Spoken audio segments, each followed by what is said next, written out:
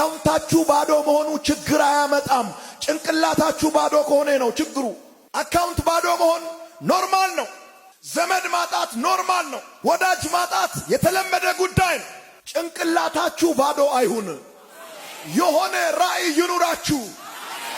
ያ ራእይ ከሩቅ ይስባል። ራእይ በጭንቅላታችሁ ውስጥ ካለ፣ ራእይ በልባችሁ ላይ ካለ ገንዘቡን ከሩቅ ይስባል። ባለሙያውን ከሩቅ ይስባል። አብሮ መስራት የሚፈልጉ ፓርትነሮችን ከሩቅ ይስባል። ታላላቅ ሰዎችን ከሩቅ ይስባል። አይችልም የተባለ ሰው ችሎ ማሳየት ይጀምራል።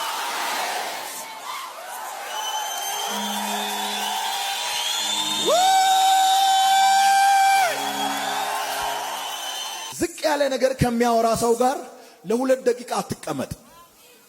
ይዞ ስለሚወርድ ራእይ ካለው